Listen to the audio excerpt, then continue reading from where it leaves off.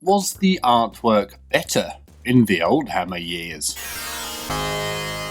So I'm going to assume you've seen some art which portrays some of the Warhammer universe. You will have seen it everywhere, from box art, inside rule books, codexes, websites, White Dwarf magazines, you name it, the art is everywhere. And some of us even have our favourite artists. You might be a John Blanche fan, for example. You might be a fan of Les Edwards, or perhaps Jim Burns, or maybe even Gary Chalk. Now, some people like to say that the older style artwork from the 80s and 90s is better than the current era of artwork, and I think that poses an interesting question. I have noticed a few things in more contemporary Games Workshop art that I don't like, and normally the pieces are done on computer. It seems to be the computer generated art that I take issue with, I think is the term. I take issue with that. I feel it just seems to lack the soul of the old illustrative styles, and painting styles of course. Maybe it's because the computer generated art has no soul. I'm not saying it's not very good, I just prefer the analog style of art. Is that what they call it nowadays? Is it called analog style when you do it by hand and not on the computer? If anyone knows the proper term for that, please let me know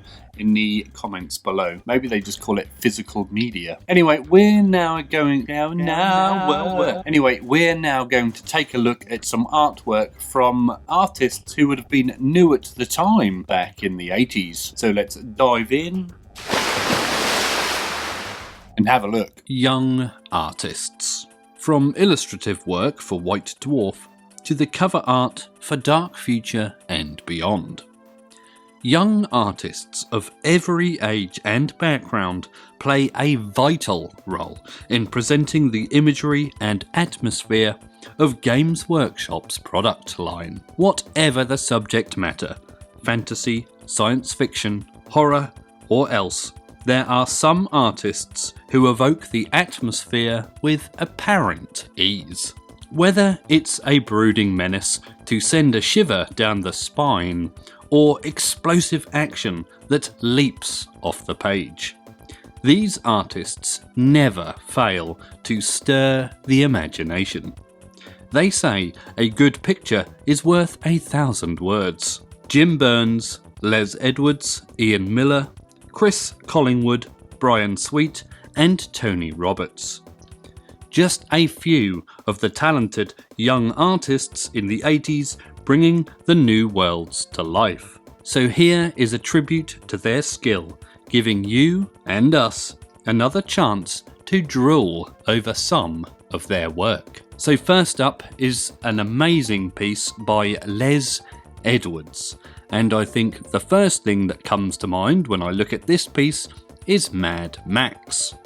And I think this piece of art was on the cover of the Battle Car box from the Dark Future game. This was an expansion which had a few of those red buggies and those blue interceptors. I can't remember the term for what the buggies were called. I don't think they were called buggies. They did have their own name, but the blue car was definitely an interceptor, and there were a few of those bikes. I do like the way they're the old style bikes with a massive fairing and front windshield. Next up is a piece that has special reverence for me, and it is by Jim Burns.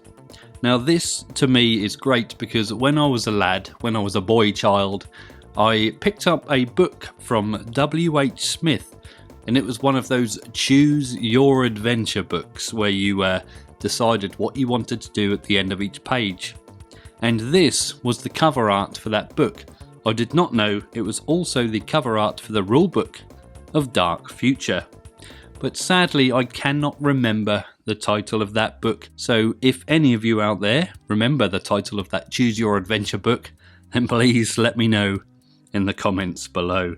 But I do love the way it looks like a really nice warm sunny day in that picture.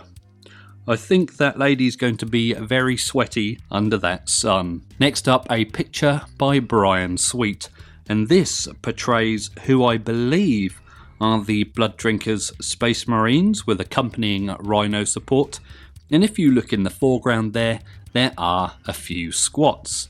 Now, I don't think there's any of you out there who don't know what a squat is, but I've a funny feeling we're all going to find out more about the squats very soon. What I do like about these old pieces of art is that the rhinos and the vehicles were not always painted in the same colour schemes as the Space Marines themselves. These ones, for example, are sort of a greeny grey colour, whereas the Blood Drinkers themselves are red. Here's a very, very red piece now by Les Edwards, and I have to admit I don't know what this piece of art is from or what it accompanied, but I'm going to guess it was something to do with the Slaves of Darkness Chaos books. Maybe some sort of corn demon, but he does look a bit primatey, doesn't he? He looks a bit like a monkey, and they've definitely added some horns and big teeth and a bigger jaw and some big batty ears to that. I think that's fantastic. Chris Collingwood is up next with this interesting piece of what I believe is a Viking artwork. I do like the way the atmosphere on this gives it a very cold and dreary look to the day.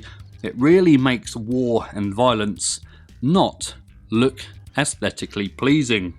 Everyone looks like they've really begrudgingly taken up their roles to have a little violence today. I think maybe it's the colours used, but that does look like a really grey and sombre day. But I do like the little details in there, such as that snake emblem on that shield. And there's a few guys, are they slaves along for the ride, or are they all just wearing different pieces of attire?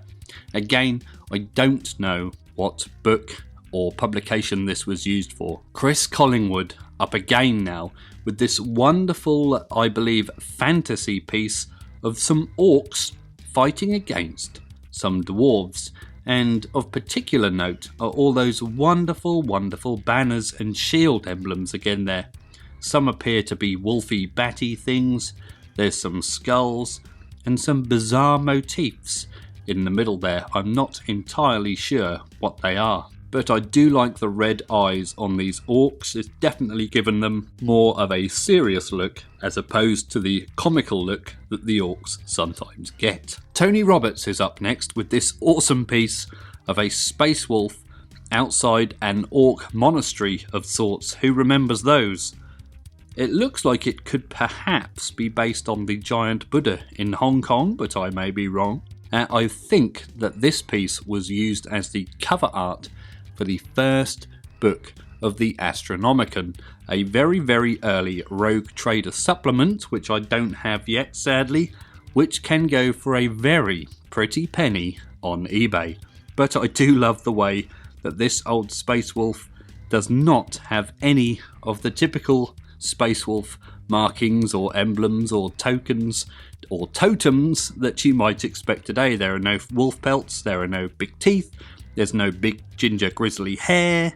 He's just a normal chap. When I look at the artwork on the back of this white dwarf, there's an interesting section here, and it looks like there's an inscription that says, if you're enjoying this video, then please press the like button. That means you, Claire, or even consider subscribing to the channel. I would very much appreciate that. If you enjoy the content here on this channel, then please consider joining the Patreon, the link to which is in the description below. And there's also going to be a little link card up here somewhere. Let's see if I can point it out properly. It should be about there somewhere. Next up is Les Edwards, and I believe this piece was used for the Power of or to the Throne supplement for Warhammer Fantasy Roleplay.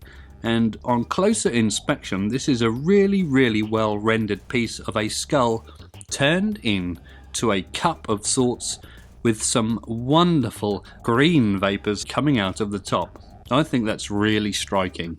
Hannibal Lecter up next, or someone who looks very similar to him, by Les Edwards. Here is a man creeping through your window.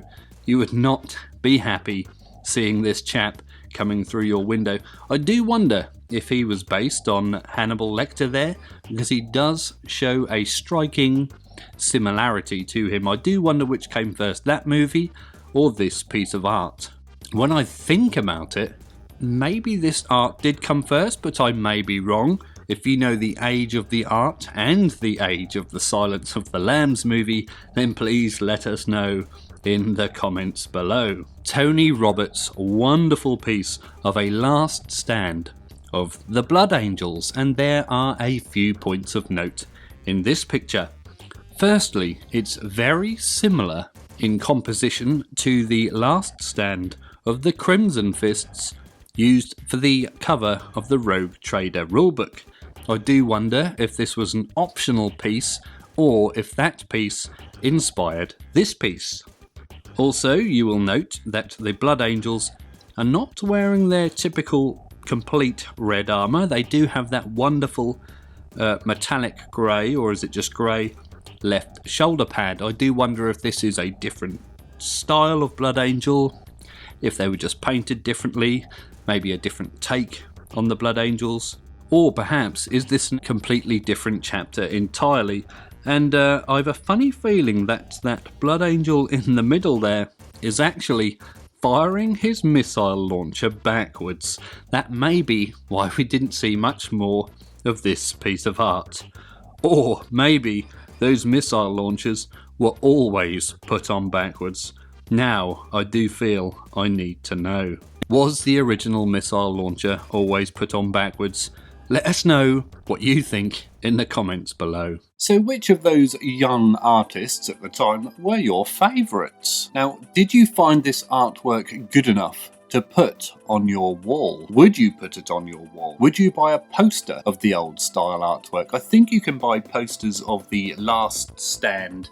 What's this? Guns? Last stand of the Crimson Fists. That would be quite a nice one to have up. I think I'd have it up over here somewhere because I've got blank space there and I don't like it. It needs filling up with something. Do you miss this sort of artwork on your boxes? Back in the day, the box art was actually art and not photographs of miniatures. It's so boring. The artwork was so much more interesting. It told a story. Nowadays, it's just some still photos. I mean, you get the still photos on the back of the box to see what's in there. On the front, I want some nice art. Nice art. Like this gurning gentleman here being chased by a car. I don't know if this was actually off a piece of box art, to be honest. It should have been. Not sure why they moved away from the art style of the box art into photographs. Next time I go to Games Day, or whatever they call it nowadays, Warhammer Celebration, Warhammer Day, what's it called? I might have to go up to one of these box designers and say, hey, why have you moved away from the art style? Why do you have these boring photographs on your covers now? And I'm sure there'll be some monetary reason for it. Always comes down to the money, doesn't it? If you want to see some more Oldhammer art videos, then check out the playlist up here somewhere. As always, thank you very much for watching,